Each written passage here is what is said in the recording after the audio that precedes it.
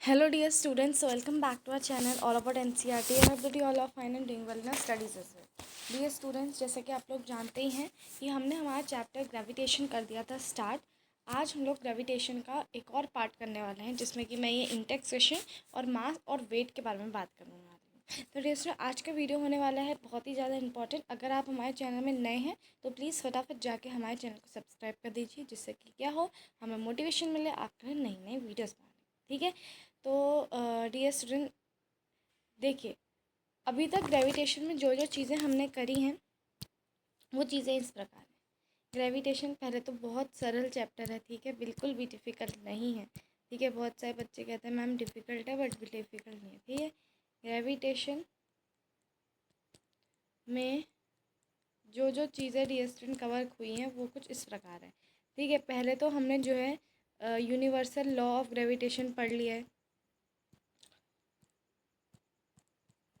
Gravitation में short form में लिख रही हूँ GR। ठीक है, अब डियर स्टूडेंट जो सेकंड टॉपिक हमने कवर कर लिया था वो था क्या कहते हैं, यूनिवर्सल लॉ ऑफ ग्रेविटेशन के बाद हमने जो है G यानी कि छोटे G के बारे में पता था। हमने पढ़ा importance of universal law of gravitation.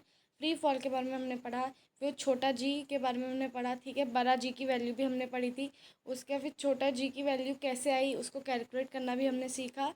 फिर जो मोशन का क्या इन्फ्लुएंस होता है ग्रेविटेशनल फोर्स का वो भी हमने पढ़ा था, जिसमें हमने देखा था कि किस तरह मतलब जब आपका कोई ऑब्जेक्ट नीचे अर्थ में गिर रहा है तो उसके लिए हमें इक्वेशंस तो चाहिए ही होंगी। तो हमने इक्वेशंस पढ़ी थी, किस तरह हमने रिप्लेस करा ए को जी से। ठीक है, तो ये सारी चीज़ें हमने पढ़ी थी। ठीक है डियर स्टूडेंट, तो अब इतनी सारी चीज़ें पढ़ने के बाद आज हम लोग जो है अपना नया टॉपिक स्टार्ट करने वाले हैं, जो कि है मास और weight. Again it's a very interesting topic. और बहुत बच्चे कहते हैं कि मैम ग्रेविटेशन बहुत डिफ़िकल्ट चैप्टर है, क्लास 9 में सबसे ज़्यादा difficult chapter. No, it's not too difficult. अगर आप लोग उसको अच्छी तरह से पढ़ोगे, एक एक कॉन्सेप्ट पे ध्यान दोगे, तो वो आपके लिए बिल्कुल भी ज़्यादा डिफ़िकल्ट नहीं होने वाला है। तो आज की जो मेन टॉपिक्स रहने वाली हैं आज के सिनेरियो में, वो टॉपिक्स रहेगा mass and weight. This is the important topic today. ठीक है, जो हम लोग कवर करने वाले हैं। ठीक है, तो बहुत मज़ा आने वाला है डियर स्टूडेंट्स, इसके वीडियो एंड तक ज़रूर देखना है।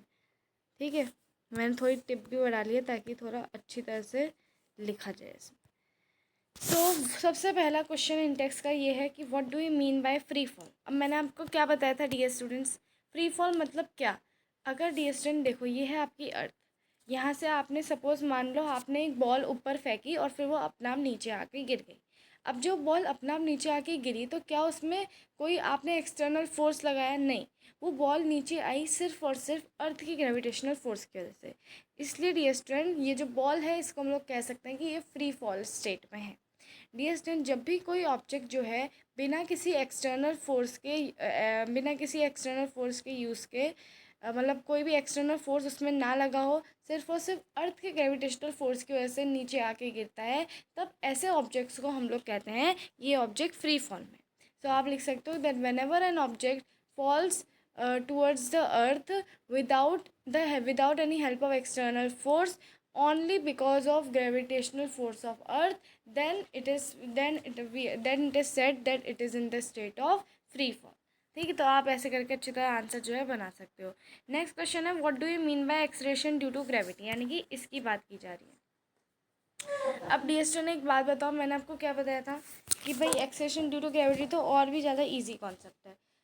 डियर स्टूडेंट, सपोज मान लो आपने कोई बॉल नीचे फेंकी और वो फ्री फॉल स्टेट में है, we don't know even it is in free fall और नॉट।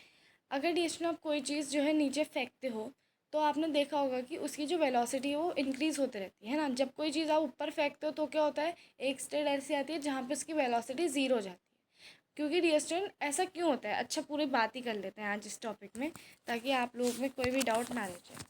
ठीक है, सपोज डियर स्टूडेंट ये अर्थ है। अब अगर आपने सबसे पहले आपके दो फ्रेंड्स हो, ठीक है, एक फ्रेंड ए है, मतलब एक ए पर्सन है और दूसरा बी पर्सन है।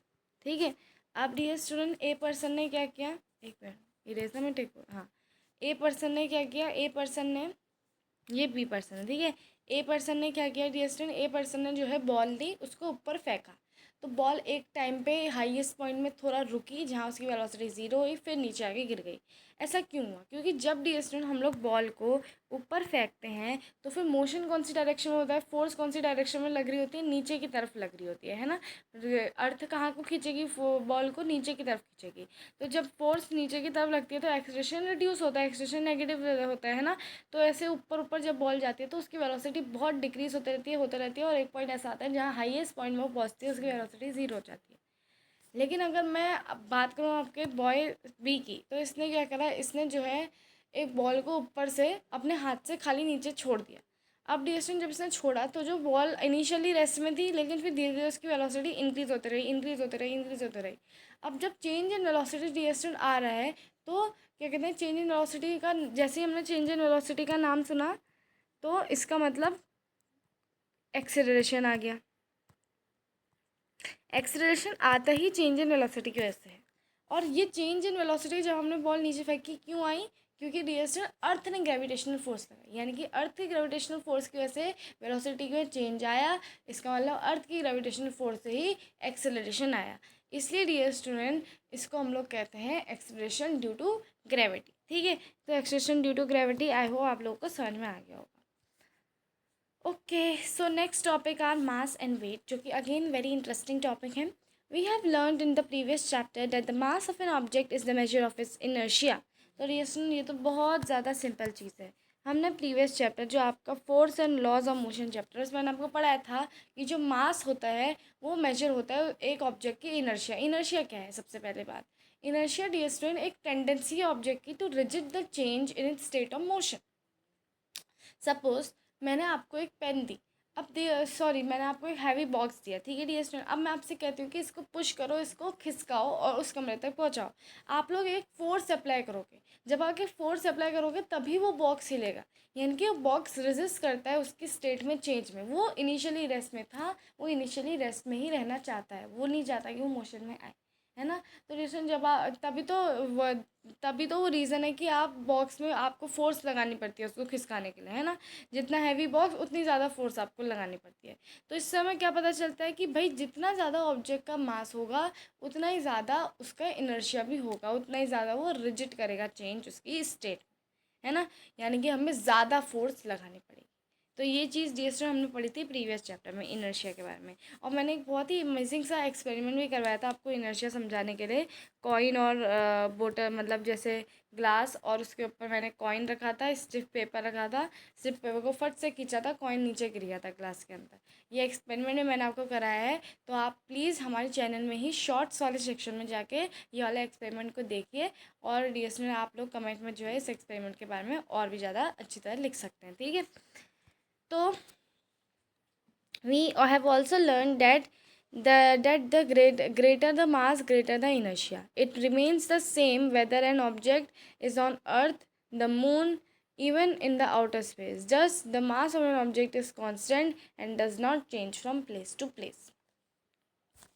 अब टेस्ट क्या लिखा है, हमने ये भी पढ़ा था कि जितना ज़्यादा आपका मास होगा उतना ही ज़्यादा उसका इनर्शिया होगा, है ना। डीएसटी ने सपोज जैसे मैंने आपको एक बॉक्स दिया, सपोज मान लो एक बॉक्स है,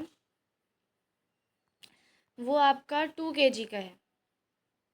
मैंने आपको इसी टाइप का दूसरा बॉक्स दिया जो कि था 5 kg का। एक बात बताओ, किस में आपको ज़्यादा फोर्स लगानी पड़ेगी, कौन सा बॉक्स ज़्यादा रिजिट करेगा चेंज? ऑब्वियसली बात है जो 5 kg का है इसमें आपको ज़्यादा फोर्स लगानी पड़ेगी। इसका मतलब ये जो है इसके पास इसका इनर्शिया ज़्यादा है और ये ज़्यादा रेजिस्ट कर रहा है चेंज इसकी स्टेट, है ना। तो रिएक्शन जितना ज़्यादा ऑब्जेक्ट का क्या होगा, जितना ज़्यादा ऑब्जेक्ट का मास होगा उतना ही ज़्यादा जो है उसका इनर्शिया भी होगा, ठीक है। अब डियर स्टूडेंट्स नेक्स्ट मास के बारे में क्या पढ़ना है, मास है क्या, ठीक है।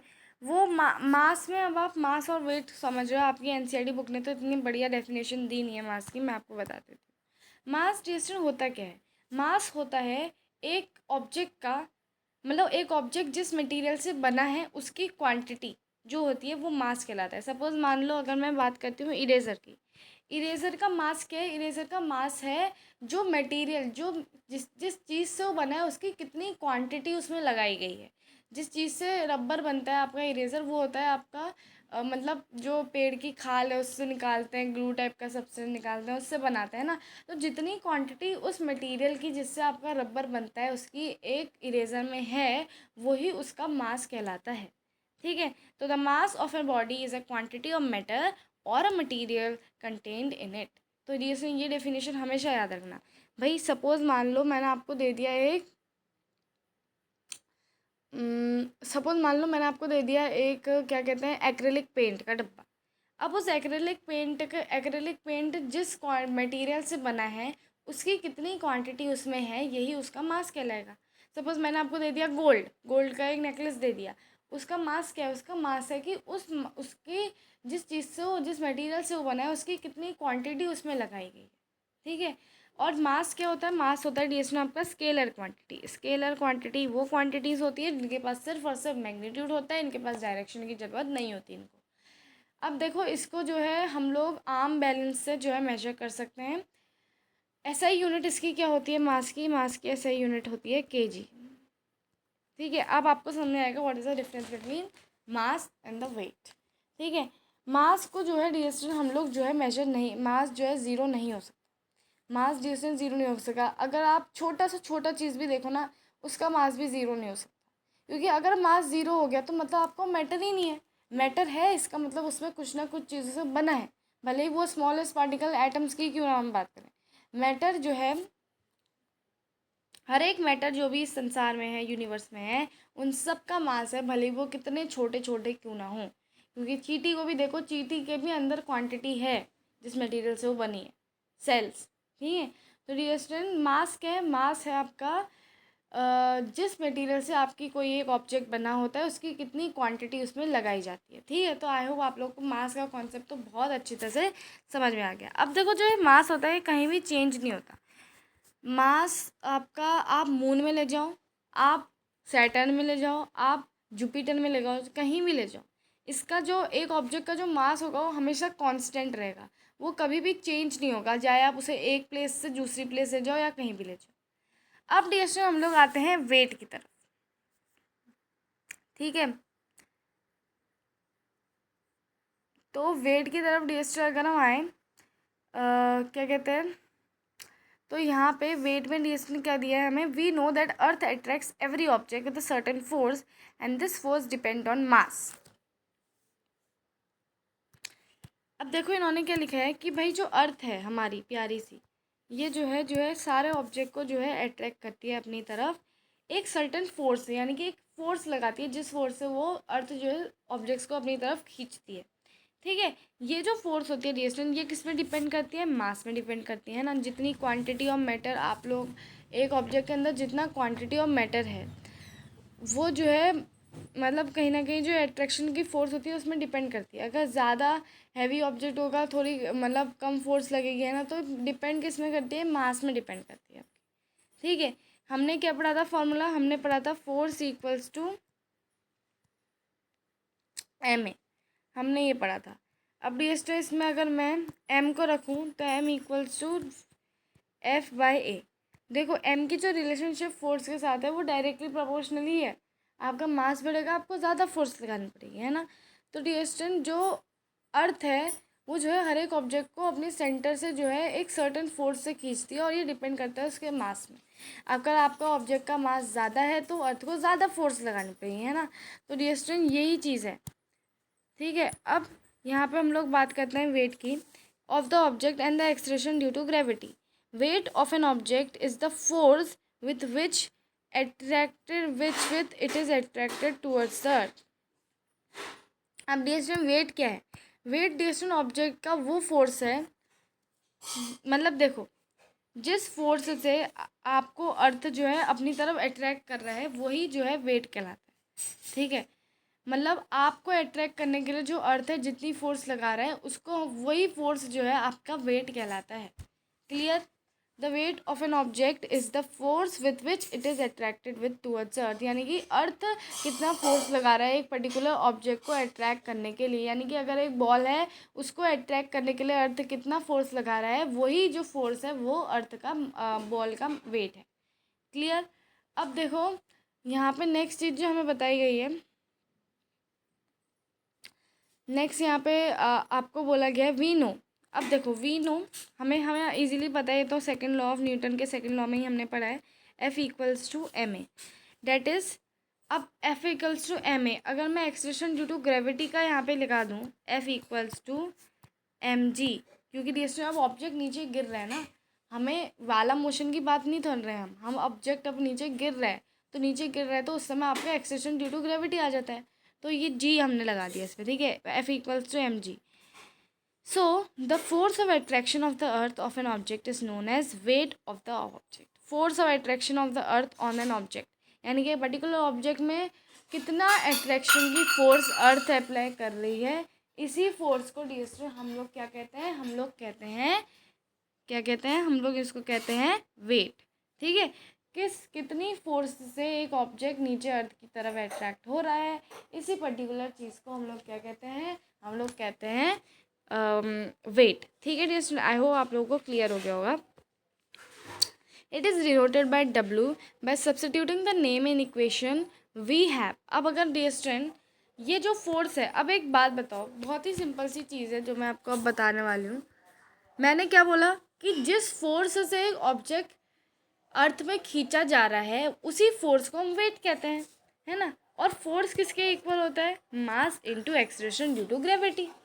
तो अब डियर स्टूडेंट्स सिर्फ और सिर्फ हमें यही सिंबल तो चेंज करना है, क्योंकि देखो यही फोर्स तो वो फोर्स है जो अर्थ एक ऑब्जेक्ट को नीचे खींचने के लिए लगा रही है ना। हालांकि बात अलग है कि इसमें जो है एक्सलेशन ड्यू टू ग्रेविटी आए, क्योंकि ऑब्जेक्ट इस केस में नीचे गिर रहा है ना। तो अब इस फोर्स को सिर्फ हमें एफ को चेंज करके डब्ल्यू ही तो कर देना है, बाकी क्या करना है हमें, है ना, W equals to M G. Clear इतना, क्योंकि फोर्स क्या है इस केस में, जो ये वाली फोर्स है ये क्या है, ये वही फोर्स ऑफ अट्रैक्शन है जो कि अर्थ एक पर्टिकुलर ऑब्जेक्ट को नीचे खींचने के लिए लगा रही है, और इसी को हम वेट कहते हैं। तो इसलिए weight equals to M G. ठीक है, as the weight of an object is the force with which it is attracted towards the earth, the SI unit और unit of weight is same as force. अब dear weight क्या है, wait एक force है ना, जिससे अर्थ जो है एक ऑब्जेक्ट को नीचे खींच रहा है। तो अब फोर्स की ऐसा यूनिट क्या होती है, न्यूटन होती है। तो भाई वेट की भी ऐसा यूनिट क्या होती है, न्यूटन ही होती है। The weight of the weight is the force acting vertically downwards. Weight क्या है, एक फोर्स है जो कि एक्ट करती है वर्टिकली डाउनवर्ड, यानी कि इस डायरेक्शन में जो फोर्स एक्ट करती है।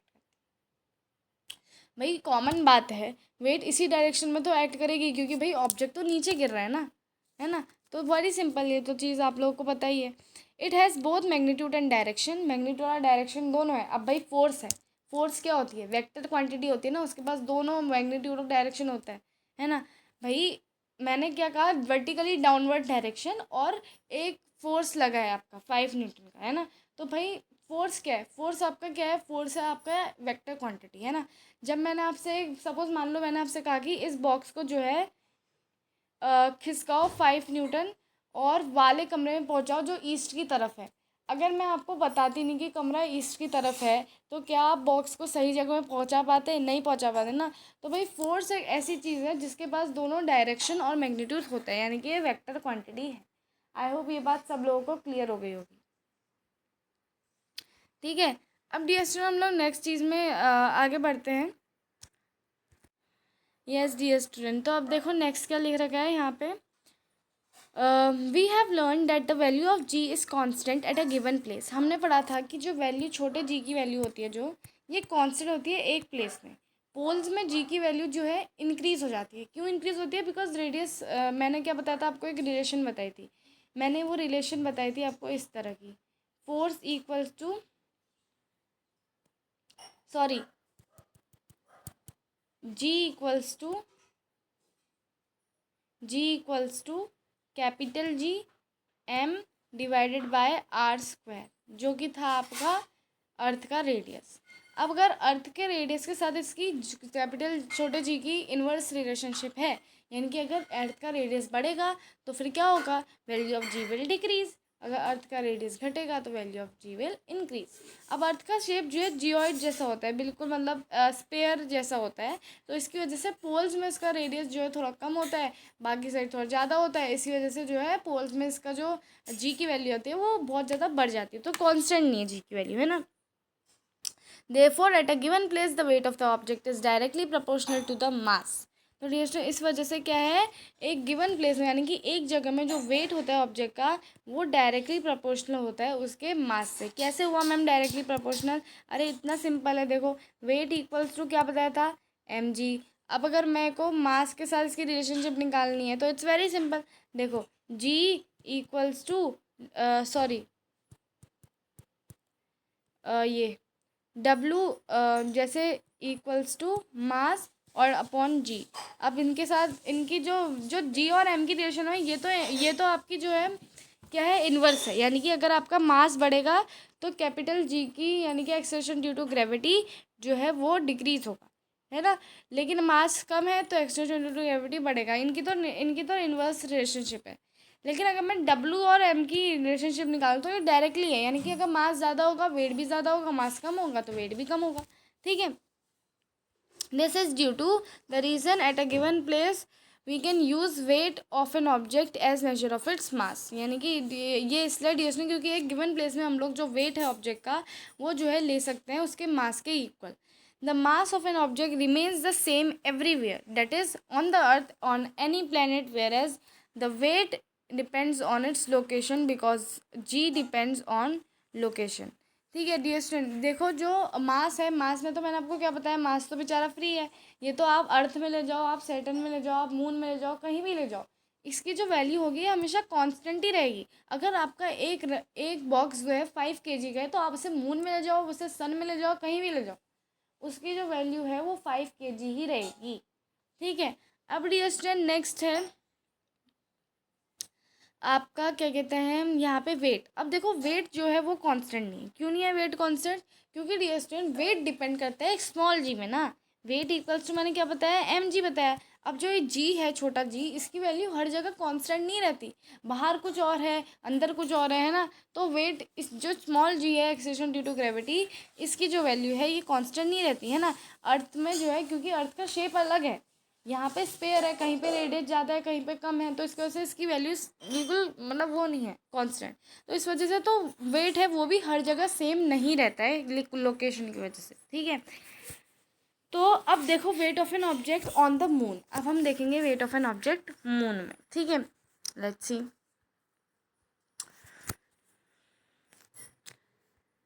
We have learned that weight of an object on the earth is the force with which the earth attracts the object. हमने इतना तो पढ़ लिया डिस्टेंस की वेट है क्या। हमने सिंपल सी चीज़ वेट में पढ़ी कि भाई जितना फोर्स अर्थ जो है एक ऑब्जेक्ट को नीचे खींचने में लगा रहा है यही उस ऑब्जेक्ट का वेट कहलाता है। ठीक है, in the same way the weight of an object in the moon is the force with which the moon attracts the object. अब देखो भाई मून है, अब देखो मून तो अपने मून क्या है, मून अपने प्लेनेट का राजा है ना भाई। अर्थ जो है अर्थ जो है हमारा मतलब अर्थ जो है राज कर रहा था अपना, वो अट्रैक्ट कर रहा था। अब अगर मून आया तो मून ही अट्रैक्ट करेगा ना, अर्थ अट्रैक्ट नहीं करेगा। तो डियर स्टूडेंट इसी तरीके से जो वेट है वो मून में क्या है, मून में ऑब्जेक्ट का वेट क्या है भाई, मून जिस फोर्स से एक ऑब्जेक्ट को नीचे अपनी तरफ खींच रहा है वही उस ऑब्जेक्ट का वेट है मून पे। ठीक है, तो the weight of an object on the moon is the force with which the moon attracts that object. The mass of the moon is less than the earth than that of the earth. यानी कि जो मास है moon का वो जो है कहीं ना कहीं मास जो है मून का वो कहीं ना कहीं लेस है than that of the earth. यानी कि अब डिस्कशन एक चक्कर आता है इसमें कि देखो जो अर्थ का मास है, अर्थ तो बहुत बड़ी है, इसका मास बहुत ज़्यादा है। कितना मास है ये भी हमें पता है, हम बहुत होशियार बच्चे हैं। ठीक है, 6 × 10⁻24 है ना। अब देखो डिस्टेंस जो मून है उसका मास जो है अर्थ से हमेशा कम होता है। ठीक है, तो थोड़ा कम होता है उसका मास मून का अर्थ से। तो इस वजह से क्या होता है, due to this the moon exert lesser force of attraction between the object. क्योंकि भाई अर्थ का मास कम है तो इस वजह से अर्थ जो है कम फोर्स ऑफ अट्रैक्शन लगाता है ऑब्जेक्ट्स में अर्थ के कंपैरिजन में। ठीक है, तो ये चीज़ सबको समझ में आ गई है ना। तो देखो मैंने क्या बताया, force is equal to M G. अब अगर मैं जी और जी को नीचे ले जाऊँ एफ के नीचे, तो भाई फोर्स की और एम के साथ क्या है, डायरेक्ट रिलेशन है ना। अगर मास बढ़ेगा तो फोर्स ऑफ अट्रैक्शन जो वो अर्थ लगा रही है वो भी इंक्रीज होगी। मास कम है, डिक्रीज होगी। अब मून का मास कम है तो इससे फोर्स ऑफ अट्रैक्शन भी कम लगाएगा, ठीक है। Let the mass of an object be M. अब आप सोच लो, एक ऑब्जेक्ट कोई भी ले लो, ठीक है, उसका जो मास है वो एम है। सपोज मान लो ये बॉल मास एम है। Let the weight of the moon be weight M, ठीक है। तो नीचे आपने यहाँ पे ये डाल दिया। तो अब देखो मून का वेट आप ले लो, मून का वेट आप ले लो वेट एम, ठीक है। Let the mass of the moon be M, बड़ा एम और नीचे छोटा एम, ठीक है। अब इन्होंने बोला है एंड इट्स रेडियस भी आर एम, ठीक है, और इसका रेडियस आप ये ले लो। अब अगर हम यूनिवर्सल लॉ ऑफ ग्रेविटेशन लगाएं, जो कि है हमारा एफ इक्वल्स टू जी, मतलब एक ऑब्जेक्ट का मास, जो ऑब्जेक्ट का मास कितना है, ऑब्जेक्ट का मास है आपका छोटा एम, तो ऑब्जेक्ट का मास एम इंटू बड़े ऑब्जेक्ट का मास जो कि होगा कितना आपका बड़ा एम नीचे से छोटा एम, ठीक है, और डिवाइडेड बाय यहाँ पे हमें क्या दिया है रेडियस। रेडियस डिस्टेंस इसका आर एम, ये जो है इसको हम लोग ले लेंगे आर एम का स्क्वायर, ठीक है, आर एम का स्क्वायर, ठीक है। तो अब आप सबको समझ में आ गया होगा, ठीक है। तो let the weight of the same object on the earth be weight E. अब उसी ऑब्जेक्ट का वेट जो है अर्थ में है weight E. The mass of the earth is M and its radius is R. तो अब जब इसको आप प्रूव करोगे, ठीक है, तो दो यहाँ पे देखो फ्रॉम इक्वेशन 9.9 और 9.15 we know that weight E equals to. अब वेट ई किसके इक्वल होगा भाई, सिंपल सी बात है, मैंने आपको क्या बताया, फोर्स और वेट का इक्वालिटी मैंने आपको बताई थी ना। तो इसका मतलब यहाँ पे भी अगर हम वेट को ले लें तो ये वेट इक्वल्स टू क्या हो जाएगा, जी बड़ा एम इंटू छोटा M divided by R square. तो weight M equals to G. अब आप वैल्यू पुट कर दो, आपको पता है उस ऑब्जेक्ट का मास आप कुछ भी ले लो, ठीक है, और आप क्या लोगे, आप लोगे क्या कहते हैं अर्थ का मास। उसके बाद फिर नीचे से जब आप डिवाइड करोगे, अभी तो इसमें तो आपको मून का मास दिया है, ठीक है, ये आप अभी मून के मास के लिए अप्लाई करो, ठीक है। तो ये मून का मास है ऊपर, मून का रेडियस नीचे कर दिया है, और जब आप सॉल्व करोगे तो आपको आंसर मिल जाएगा 1/6, ठीक है। तो ये डेरिवेशन DST एग्ज़ाम में आता है कि मून का मास अर्थ से कितना कम है। इसके लिए आपको ये सारी वैल्यू जो है पुट करनी होती है, और फिर आपका आंसर जो आता है जैसे 1/6 यही आंसर आएगा अगर आप अच्छी तरह करोगे तो इससे DST हमें पता क्या चलता है, इससे हमें DST ये पता चलता है कि जो वेट है मून का वो is equal to 1/6 into its weight on the earth. यानी कि देखो एक ऑब्जेक्ट है, उसका मून में क्या वेट होगा, एक ऑब्जेक्ट का मून में वेट कितना होगा 1/6 जितना उसका वेट जो है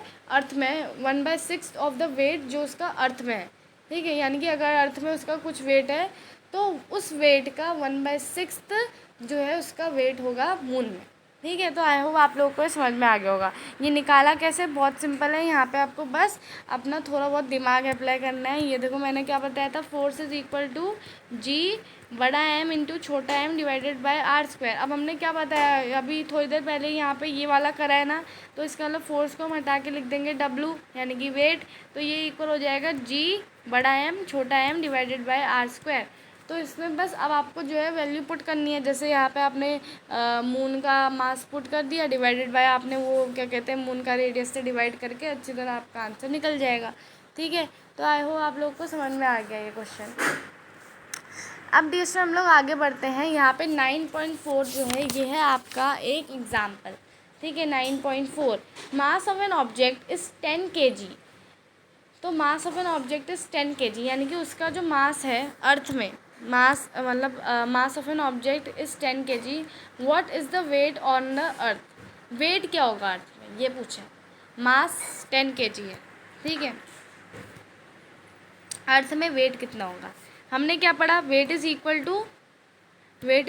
to mass into acceleration due to gravity.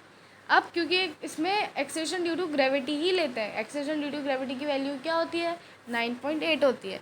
तो 10 इंटू 9.8 कितना हो जाएगा DST, ये हो जाएगा आपका 98 न्यूटन, ठीक है। तो 98 न्यूटन आपका यहाँ पे आएगा आंसर, ठीक है। तो DST आई होप आप लोग के क्वेश्चन जो है न्यूमेरिकल समझ में आ रहे होंगे। इसी तरह 9.5 आपका है an object weighs 10 newton when measured on the surface of earth. अब देखो ये क्वेश्चन वही आ गया वाला कॉन्सेप्ट का, ठीक है। तो wait of the object on earth, weight of object on earth, on earth में कितना वेट है, अर्थ में वेट है हमारा 10 न्यूटन। अब इन्होंने बोला है what will be the weight when measured on the surface of moon. अब मैंने आपको क्या बताया था कि वेट कांस्टेंट नहीं होगा, क्योंकि स्मॉल जी की वैल्यू हर जगह चेंज होते रहती है। तो इसलिए मून में अगर हम ले जा रहे हैं तो उसका वेट मून में कितना होगा, वेरी सिंपल। तो wait of the object on moon again 1/6 of 10। तो ये जब आप कैंसिल आउट करोगे तो 3 और 5, तो ये 5/3 हो जाएगा। और 5/3 को जब आप फर्दर जो है अच्छी तरह से डेसिमल फॉर्म में कन्वर्ट करोगे तो ये हो जाएगा 1.67 न्यूटन। ठीक है, तो आई होप आप सब लोगों को जो है समझ में आ गया होगा ये क्वेश्चन भी। अब हम नेक्स्ट क्वेश्चन में मूव करते हैं। Okay, calculation questions. तो यहाँ पे इंटेक्स क्वेश्चन है, what are the differences between mass of an object and its weight. Mass of the object और उसके वेट में डिफरेंस बताना है। Very simple dear student. अब आप सबको पता है कि भाई मास क्या होता है। मास की बात करूँ मैं अगर, तो मास जो है डियर स्टूडेंट होता है आपका एक सब्सटेंस जो है, एक ऑब्जेक्ट जो है वो जो है कितने, वो जो है जो जिस मटेरियल से बना है उसकी कितनी क्वांटिटी उसमें लगी है ना। और जो मास होता है वो क्या होता है, वो हमेशा डायरेक्टली प्रोपोर्शनल होता है फोर्स से। ठीक है, ये चीज़ थी मास। अब वेट की बात अगर मैं करूँ तो रिएक्शन जो ये वेट है, आप लोगों को पता होगा कि वेट क्या है। वेट है कितनी फोर्स से अर्थ एक ऑब्जेक्ट को अंदर खींच रही है, वही फोर्स आपका एक ऑब्जेक्ट का वेट कहलाता है। ठीक है, तो आई होप आप लोगों को समझ में आ गया होगा। इससे next reaction, why is the weight of an object on the moon is 1/6 its weight on the earth. Very simple, यहाँ पे डेरिवेशन दिया है पूरा, यही इसका आंसर है। ठीक है, अब यहाँ पे आ जाते हैं नेक्स्ट टॉपिक जो कि है थ्रस्ट एंड प्रेशर। अब डिस्टेंस जो ये टॉपिक है थ्रस्ट एंड प्रेशर, ये हम अपने नेक्स्ट वीडियो में करने वाले हैं। तो नेक्स्ट वीडियो भी बहुत ही ज़्यादा इंटरेस्टिंग होने वाली है, इसलिए dear student be ready for next video. तो thank you so much for watching dear student, I hope that you have enjoyed the video. Thank you so much for watching, and if you are new in our channel please subscribe our channel so that we can get motivation to make more videos for all of you. So thank you so much for watching.